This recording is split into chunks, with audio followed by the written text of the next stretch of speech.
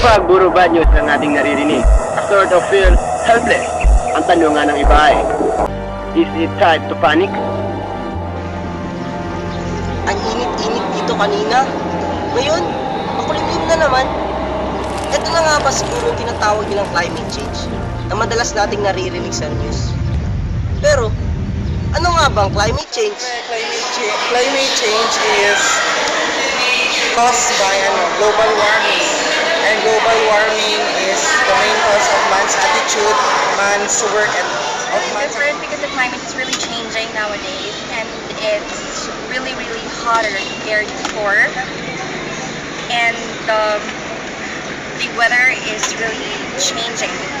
Before we don't experience very strong rains here, but nowadays we experience it and it's flooding. Climate change, bali, ang pagkakaintindi po namin, it is the effect na yung mga ginagawa ng mga tao, lalo na hindi ang tamang pagtatapon ng basura, sinusunod ng mga plastic, yun ang nakaka-epekto sa ating klima, kaya yun nagkakaroon tayo ng climate. Ayon sa mga batikang scientists from all over the world, ito na raw ang sign and trends na malawakang pagbabago ng panahon.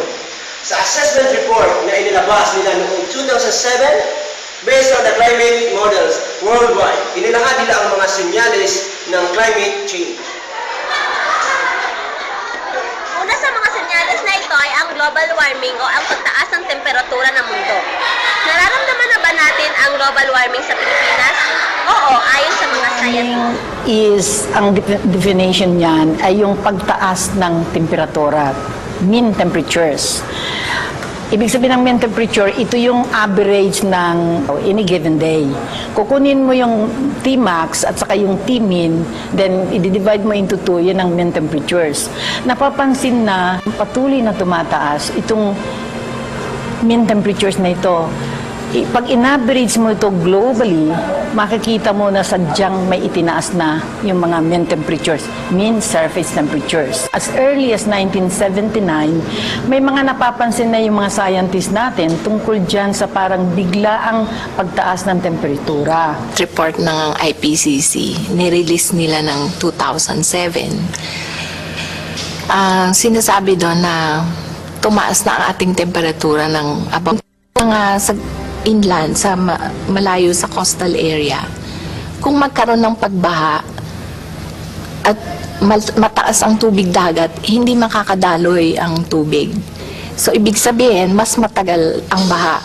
Regions of Metro Manila, which are actually at sea level or even sub-sea level in some areas. Cebu will be another example. There, mostly because of intrusion of the seawater into the aquifer, into the level that contains the ordinary drinking water. They will get more and more salt going into their drinking water, and that will affect the Hindi livelihood. lang ang pagtaas ng sea level ang dulot ng pag-init ng dagat. Nandiyan din ang tinatawag na coral bleaching na nakakapinsala sa isda at ibang yamang dagat. Sa ating mga karagatan, meron na rin mga nakikita na yung pag-init. Kasi pag uminit ng tubig, maraming nangyayari.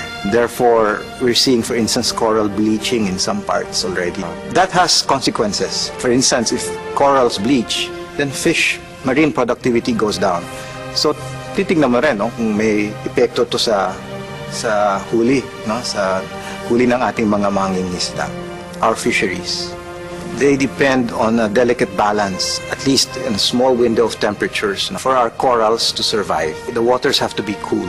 Pag mainit ang tubig, namamatay yung coral. At pag namatay ang coral, wala nang isda.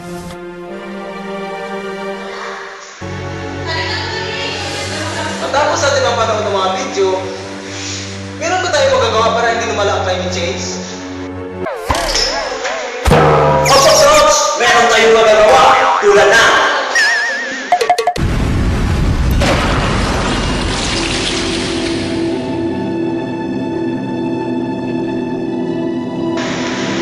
iwasan ang pagtapon ng basura kahit saan.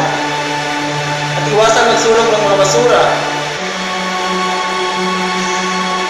Magtanim ng maraming puno. Huwag sayahin ang paggamit ng enerhiya.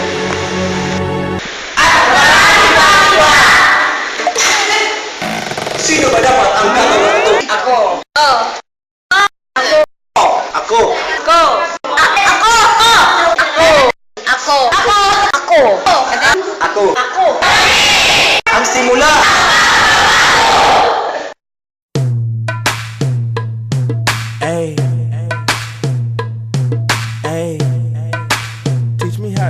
Ay. They be like, Smooth, what?